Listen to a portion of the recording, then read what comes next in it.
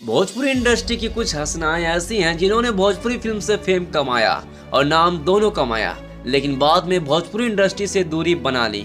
और इनमें से किसी ने टीवी की तरफ रुख मोड़ लिया तो कोई राजनीति में शामिल हो गई। एक हसीना तो ऐसी रही जिन्होंने अपने धर्म के लिए शोबिज से विदाई ले ली।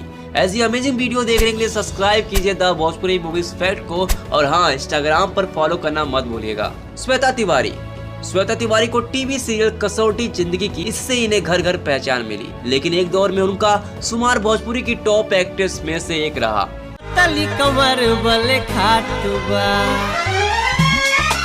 उन्होंने मनोज तिवारी और रवि किशन जैसे स्टार के साथ काम किया।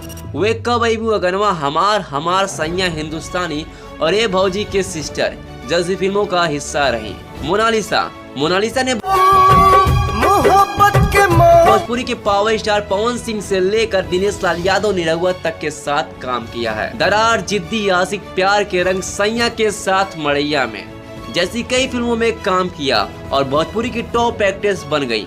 हालांकि बाद में वो भोजपुरी इंडस्ट्री से दूर हो गई और टीवी की दुनिया में एंट्री ले ली। मोनालिसा इन दिनों सुपर नेचुरल सीरियल शमशान चंपा में दिखाई दे रही हैं। पाकी हेंगडे ने भी भोजपुरी के कई टॉप एक्टर्स के साथ काम किया। कई हिट फिल्म देने और काफी पॉपुलर होने के बाद उन्होंने भोजपुरी फिल्म इंडस्ट्री से दूरी बना ली। अब वो खुद का एक एनजीओ चलाती हैं जिसका नाम है वी मैन। एक दौर ऐसा था जब भोजपुरी की हर दूसरी फिल्म में संभावना सेट का एक आइटम नंबर हुआ करता था।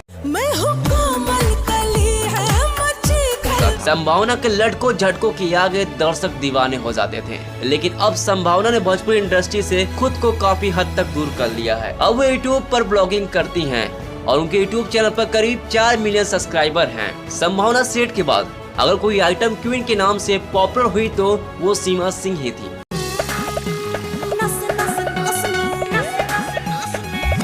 सीमा सिंह ने भोजपुरी फिल्मों में एक से बढ़कर एक आइटम नंबर दिए। हालांकि बाद में उन्होंने राजनीति का दामन थाम लिया। छवि पांडे ने भी अपनी एक्टिंग करियर की शुरुआत भोजपुरी फिल्म से की थी। बाद में एक्ट्रेस ने भी टीवी की तरफ रुख मोड़ लिया और कई सीरियल्स में नजर आई। छवि स्टार प्लस के पॉपुलर शो अनुपमा का भी हिस्सा रही। शहर अफसा ने 2020 में केसारी लाल यादव की भोजपुरी फिल्म मेहंदी लगा के रखना 3 से डेब्यू किया था।